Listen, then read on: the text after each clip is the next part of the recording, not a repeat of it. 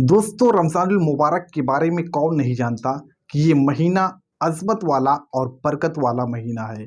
प्यारे दोस्तों, इस रमज़ानुल मुबारक के महीने में एक वक्त ऐसा भी है, एक लम्हा ऐसा भी है जिसमें दुआ कबूल होती है। वैसे तो रमज़ानुल मुबारक अज़मत और बरकत वाला महीना है। इस महीने में हर वक्त हर लम्हे दुआ कबूल होती है। लेकिन मेरे आका ने इरशाद फरमाया कि इस रमज़ान मुबारक के महीने में एक वक्त ऐसा भी है जिसमें दुआ कभी रद्द नहीं होती है। और आगे मेरे आका ने इरशाद फरमाया एक मकाम पर कि 3 लोगों की दुआ कभी रद्द नहीं होती है। उनमें से पहला मेरे आका ने इरशाद फरमाया, तरतीब आगे पीछे हो सकती है। मेरे आका ने इरशाद फरमाया कि रोज़ेदार की दुआ इफ्तारी के वक्त कभी रद्द नहीं होती है बल्कि कबूल होती है। और दूसरा मेरे आका ने इरशाद फरमाया कि वो बादशाह, ऐसा बादशाह जो इंसाफ करता हो, उसकी दुआ कभी रद्द नहीं होती बल्कि अल्लाह रब्बुल इज़्ज़त की बारगाह में कबूल होती है। तो नंबर 1 रोज़ेदार की दुआ इफ्तारी के वक्त, और दूसरा बादशाह की दुआ जो इंसाफ करता हो। ऐसा नहीं कि आपके लिए दूसरा फैसला, दूसरे के लिए दूसरा फैसला, तीसरे के लिए तीसरा। उसकी नज़र में सारे लोग बराबर हों, वो इंसाफ करने वाला बादशाह हो, तो उसकी दुआ कभी रद्द नहीं होती है। और तीसरा मेरे आका ने इरशाद फरमाया मजलूम की दुआ, जिस पर जुल्म हुआ हो, उसकी दुआ कभी रद्द नहीं होती है बल्कि उसकी दुआ कबूल होती है। इसी वजह से अक्सर लोग कहते हैं कि गरीबों की हाय नहीं लेनी चाहिए, किसी की हाय नहीं लेनी चाहिए, किसी को सताना नहीं चाहिए, क्योंकि उसकी दुआ कबूल हो जाती है। मेरे आका इरशाद फरमाते हैं कि मजलूम की दुआ कभी रद्द नहीं होती है। जिसको सताया गया हो, अगर उसके दिल से अगर बद्दुआ निकल गई तो वो भी रद्द नहीं होगी। प्यारे दोस्तों, इसी वजह से बचना चाहिए, किसी को सताने से बचना चाहिए कि कब उसके दिल से कौन सी बद्दुआ निकल जाए, क्योंकि दिल से जो बात निकलती है असर रखती है।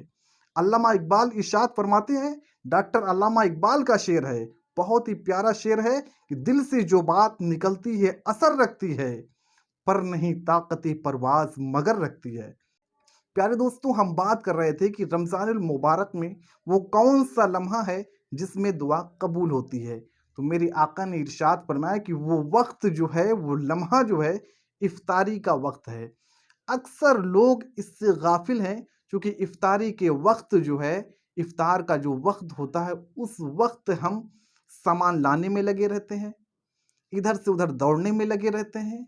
जो वक्त होता है, आखिरी वक्त अजान होने वाली होती है, तो 10-5 मिनट का जो वक्त होता है वो बहुत कीमती वक्त होता है। मेरे आका इरशाद फरमाते हैं उस वक्त जो दुआ करता है वो कबूल होती है।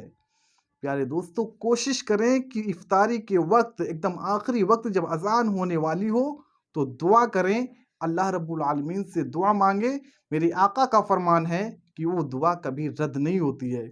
उस वक्त इफ्तारी सामने होती है, खाना सामने होता है, पानी सामने होता है, और इसके बावजूद भी बंदा अपनी रब की रज़ा के लिए पानी को नहीं पी सकता है, खाने को नहीं खा सकता है, किसी और चीज़ को हाथ नहीं लगा सकता है। किस लिए? अपने रब की रज़ा के लिए।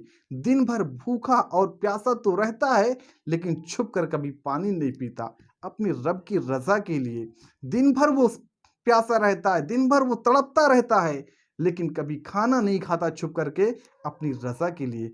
अगर चाहे तो पानी पी सकता है छुप करके, कौन देख रहा है उसे रब के सिवा। अगर चाहे तो खाना खा सकता है छुप करके, कौन देख रहा है रब के सिवा। लेकिन अपने रब की रज़ा के लिए वो ना खाना खाता है और ना पानी पीता है। मेरे प्यारे दोस्तों, मेरे आका इरशाद फरमाते हैं कि इफ्तारी के वक्त की गई दुआ कभी रद्द नहीं होती है। ये लम्हा बहुत कीमती है।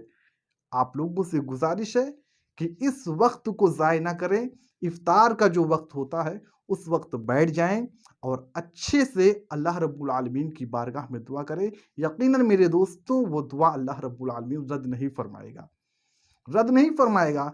चूंकि आप दिन भर रोज़ा रखे हुए हैं। एक मिसाल देता हूं कि आप दिन भर मजदूरी किए, अपने मालिक के घर में जाकर के मजदूरी किया, काम किया, और जब शाम हुई, मजदूरी लेने का वक्त आया, तो आप बगैर पैसा लिए, बगैर मजदूरी लिए आप वापस आ गए। यही हाल रोज़ेदारों का है कि हम दिन भर तो रोज़ा रखते हैं, दिन भर भूखे प्यासे रहते हैं, लेकिन जब अज्र का वक़्त आता है, जब अल्लाह रब्बुल आलमीन से कुछ माँगने का वक़्त आता है, तो उस वक़्त हम लोग गपशप में ख़त्म कर देते हैं और इफ्तार का वक़्त जो होता है, बहुत कीमती होता है, उस वक़्त को हम ज़ाय कर देते हैं और इस बात को अक्सर लोग नहीं जानते हैं, इसी वजह से ऐसा होता है।